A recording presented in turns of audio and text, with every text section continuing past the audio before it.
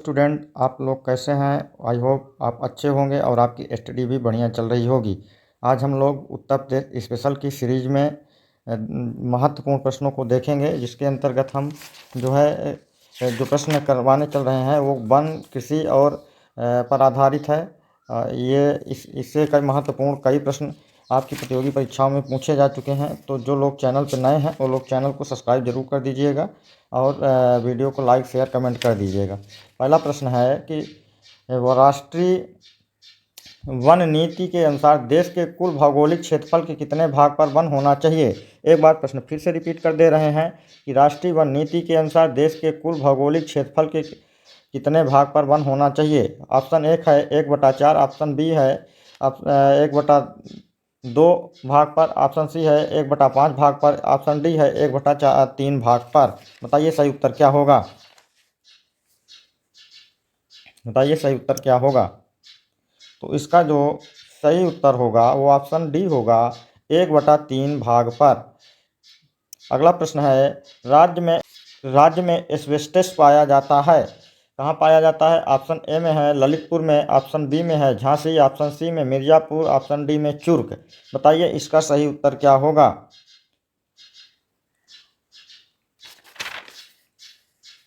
तो इसका जो सही उत्तर होगा, जो इसका सही आंसर होगा, ऑप्शन सी मिर्ज़ापुर में।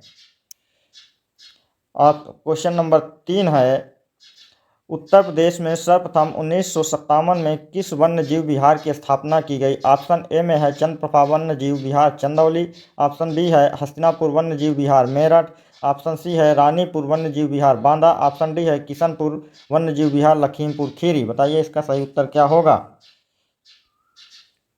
तो इसका जो सही उत्तर है वो है चंद्रप्रभा वन्य जीव विहार चंदौली, जो कि आपके मिर्ज़ापुर के बगल में और बनारस के आगे पड़ता है और बिहार का बॉर्डर भी लगता है ये डिस्ट्रिक्ट।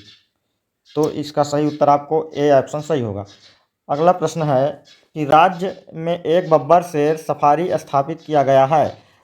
इसका जो पहला ऑप्शन है बलरामपुर में, दूसरा ऑप्शन है महाराजगंज में, तीसरा ऑप्शन है इटावा में, चौथे में पीलीभीत। बताइए इसका सही उत्तर क्या होगा। राज्य में एक बब्बर सफारी शेर स्थापित किया गया है, इसका सही उत्तर क्या होगा। तो इसका जो सही उत्तर होगा और इसका जो सही आंसर होगा वो ऑप्शन सी हो जाएगा, इटावा में। क्या हो जाएगा? इटावा में। उत्तर प्रदेश में यूरेनियम उपलब्ध है कहाँ पर? ललितपुर में, झांसी जिले में, ऑप्शन सी में मिर्ज़ापुर में, ऑप्शन डी में हमीरपुर में। अब इसमें से सही उत्तर आपको बताना है। बताइए इसका सही उत्तर क्या होगा। तो इसका जो सही आंसर है बताइए जल्दी फटाफट, वो है ऑप्शन बी झांसी जिले में। अब क्वेश्चन नंबर 6 है, इससे इस तरह के भी आपकी परीक्षा में क्वेश्चन देखने को मिलेगा। कथन ए और कथन आर करके दिया रहेगा कि ए का कारण क्या है। तो देखिए इसमें दिया है कथन ए में कि वन नवीनीकरण संसाधन का, और इसका फिर कथन आर में कारण दिया हुआ है आर कि ये पर्यावरण की गुणवत्ता को बढ़ाते हैं। तो इसके जो विकल्प हैं वो इस तरह से बनते हैं। पहले विकल्प में दिया है ए और आर सही है, ए आर की व्याख्या करता है। दूसरे में दिया है कि ए और आर सही है, आर ए की व्याख्या नहीं करता है। तीसरे में दिया हुआ है कि ए सही है, आर गलत है, ए गलत है और आर सही है। अब इसको जो है आपको दिमाग लगाना होगा और इसका आंसर देना होगा। तो बताइए इसका सही आंसर क्या होगा।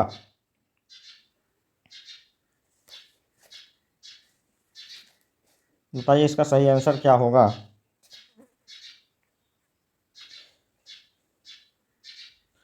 सॉरी, हमने अभी एक क्वेश्चन का आंसर गलत बता दिया है, उसको आप फिर से आप लोग देख लीजिए, करेक्शन कर देते हैं। मैंने ये बताया था उत्तर प्रदेश में यूरेनियम उपलब्ध है, शायद आंसर में मैंने झांसी बता दिया था, लेकिन इसका जो सही उत्तर होगा वो ललितपुर ज़िले में होगा, ललितपुर ज़िले में।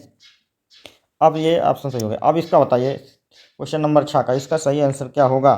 तो इसका जो सही आंसर हो जाएगा वो सही आंसर क्या हो जाएगा, बी, ए और आर सही है। ए भी सही है और आर भी सही है। आर जो है ए की व्याख्या नहीं करता। ये कथन दोनों सही है, ये भी सही है, ये भी सही है, लेकिन ये जो आर है, ये आर जो है ये ए की व्याख्या नहीं करता है। इसलिए ऑप्शन क्या हो जाएगा, बी सही हो जाएगा। इसके लिए ऑप्शन क्या सही हो जाएगा, बी सही हो जाएगा। द ऑपरेशन ग्रीन परियोजना का उत्तर प्रदेश में शुभारंभ हुआ कब हुआ? ऑप्शन ए में 1952 में, 1995 में, 2001 में और 2005 में। इसका सही उत्तर क्या होगा बताइए? इसका जो सही उत्तर होगा वो होगा ऑप्शन सी 2001 में। अगला जो प्रश्न है कि राष्ट्रीय उद्यान दुधवा जो कि खीरी लखीमपुर इसमें दिया हुआ है, जबकि लखीमपुर खीरी होता है, जबकि इसका जो सही होता है वो लखीमपुर खीरी होता है। फिलहाल चलिए खीरी लखीमपुर ये उत्तर प्रदेश में है, को बांध परियोजना में कब सम्मिलित किया गया है? ऑप्शन ए में 1984-85 में, ऑप्शन बी में 1985-86 में, ऑप्शन सी में 1986-87 में, ऑप्शन डी में 1987 और 88 में। बताइए क्या सही होगा? इसका जो सही आंसर होगा वो ऑप्शन डी हो जाएगा, 1987-88 में। अगला जो प्रश्न है वो है निम्न में से कौन सा वृक्ष पर्यावरणीय संकट उत्पन्न करता है? ऑप्शन ए है बमूल, ऑप्शन बी है नीम, ऑप्शन बी है नीम, ऑप्शन सी है अमलतास, ऑप्शन डी है यूकेलिप्टिस। बताइए इसका सही आंसर क्या होगा? इसका सही आंसर तो सबको लगभग मालूम ही होगा, तो इसका जो सही आंसर है वो ऑप्शन डी है यूकेलिप्टिस। उत्तर प्रदेश में सर्वप्रथम किस पक्षी विहार परियोजना की स्थापना की गई? ऑप्शन ए में है, ऑप्शन क्या होगा? इस पहला है सांडी पक्षी विहार, दूसरा ऑप्शन है नवाबगंज पक्षी विहार, तीसरा ऑप्शन है समान पक्षी विहार और चौथा ऑप्शन है सूर सरोवर पक्षी विहार। बताइए इसका सही आंसर क्या होगा? तो इसका जो सही आंसर होगा वो है नवाबगंज पक्षी विहार, जो कि आपके उत्तर प्रदेश में ही है, शायद ये रायबरेली या बरेली जिले में पड़ता है। उत्तर प्रदेश का सर्वाधिक यहीं पे वन्य जीव डीएनए भी है। उत्तर प्रदेश का सर्वाधिक विस्तृत पक्षी विहार है समान पक्षी विहार, नवाबगंज पक्षी विहार, लाख होसी पक्षी विहार, सांडी पक्षी विहार। अब बताइए इसमें से कौन सा ऑप्शन सही होगा? तो इसका जो ऑप्शन सही होगा वो ऑप्शन सी सही हो जाएगा, लाख बहोसी पक्षी विहार। अब सुमेलित करने के लिए दे रहा है कि निम्न में सुमेलित करिए। सूची ए इधर दिया हुआ है और इधर सूची बी दिया हुआ है, फर्स्ट और सेकंड। यहाँ पे दिया है नवाबगंज पक्षी विहार पहले में, फिर दूसरा में दिया है ओखला पक्षी विहार, तीसरे में दिया है समस्तपुर पक्षी विहार, चौथे में दिया है पार्वती आरंग पक्षी विहार। इधर गोंडा, नवाब, उन्नाव और आपका ये गौतम बुद्ध नगर, रायबरेली। अब बताइए इसको सुमेलित करके कि इसमें से कौन सा ऑप्शन सही होगा, ए बी सी डी में से कौन सा ऑप्शन सही होगा?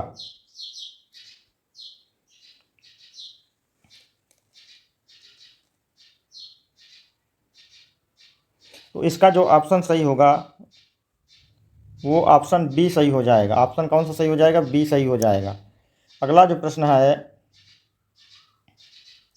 सोनभद्र में निम्न धातुओं में से कौन कौन पाई जाती हैं? सही कूट का चयन करिए। पहला है यूरेनियम, दूसरा है एडालूसाइट, तीसरा है पारासाइट, चौथा है डोलोमाइट। अब कूट ए में एक पहला, दूसरा एवं तीसरा, कूट बी में दूसरा तीसरा एवं चौथा, कूट सी में पहला तीसरा चौथा, कूट डी में पहला दूसरा तीसरा एवं चौथा। बताइए कौन सा ऑप्शन सही होगा? तो इसका जो ऑप्शन सही हो जाएगा वो 13 का बी हो जाएगा। कौन सा? 13वीं का बी, ये सही हो जाएगा, दूसरा तीसरा एवं चौथा।